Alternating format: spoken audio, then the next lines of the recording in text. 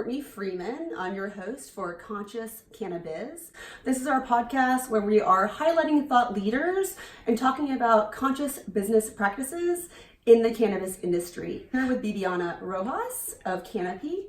Bibi, would you introduce yourself and tell us a little bit about your background? So I'm Bibiana Rojas. I'm originally from Colombia, and I'm country managing director for Canopy Growth in Colombia. But for 12 years, I live in the US. I was living in the US under political asylum. And the reason I bring this back is because now with cannabis, I'm kind of seeing a tipping point of changing that history of the country and even for me personally. When I had political asylum is because in Colombia we have some different family businesses, nothing related to agricultural or cannabis. We have car dealerships, insurance, financial services, even solar energy, a few different things. Wonderful. And back in the day, this was like early 2000s, the guerrilla, the FARC, they were threatening us. We had some bombs, some kidnappings. They held hostage some employees and even some trucks with merchandise, and they incinerated them. So a lot of things. But 6 years ago, I decided to come back to Colombia because I truly believe that Colombia has a lot of potential, but that is also up to each of the Colombians and each of the people living in the country to make that change. And 3-4 years ago, I started in the cannabis industry, and that was my passion. That was my reason to get into this industry, is that I wanted to prove that the plant is exactly the same. Cannabis hasn't changed. What it will be changing is the people who are using it. So in the past, it was illegal groups. Clearly, a lot of people know about Colombia and their relationship with cannabis and other drugs in the past with drug cartels and the guerrillas. But I want to show that when this plant now is used by different hands, in this case mine, and other business people who are coming into the industry, we can have a different history. We can now help people, we can create jobs, we can create exports and generate taxes and create wellness and give back to the community, or give forward to the community, as I've learned recently a better term for that.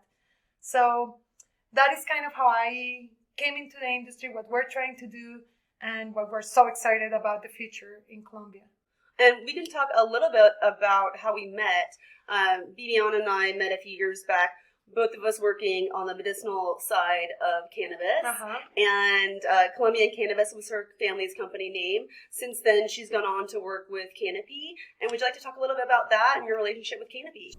Yes, absolutely. So we started our company in 2016, just when in Colombia we were starting the debate about if Colombia should legalize cannabis or not. So we started the company in April. It actually was 4/20, in April 20th. Amazing. So we were very proud of that. It took a big effort to make it happen on that specific day. And then in Colombia, the law came in July of 2016. Regulation came a year later in 2017. So with the family, we accomplished all the part of establishing the company, getting all our licenses for growing, so for cultivation, psychoactive and non-psychoactive cannabis, same as extraction for local sales and for exports and scientific purposes. And then we also secured the farm, which is almost 300 acres. A beautiful place to cultivate cannabis. Place to cultivate. It actually took us a long time. It was a process of over a year and a half, and we look at the 111th farms. Oh, before we chose right. that one. We went from south to the north of Colombia checking. I have this little matrix of 25 variables that I have developed based on all the learnings I had done from temperature, like humidity and pH of the soil and the water, communication and security and luminosity, wind. I remember talking about mountain, weather, altitude, Yeah, the sun, and Yeah, so I studied all of that, and that we finally decided on this farm in El Juncal in Huila. And then we created the team, and then of course all the education. I think that's like the 5 things we focused during the first 2.5 years. And then in July of 2018 is when we merged with Canopy. And then Canopy let's say there were two conditions on side and side. From their side, they wanted me to continue being the country manager for 5 years, which I gladly accepted. I'm passionate about this industry and I want to be part of that transition, that 180-degree change, that turn that we're trying to accomplish in Colombia. And on our side, we wanted to guarantee that Colombia will be the only production center for all of Latin America. So the responsibility we have in our farm of 300 acres is that we need to provide all the cannabis medicine for the 600 million people we have in Latin America. So that's kind of the big challenge and why we're so excited of what we're doing.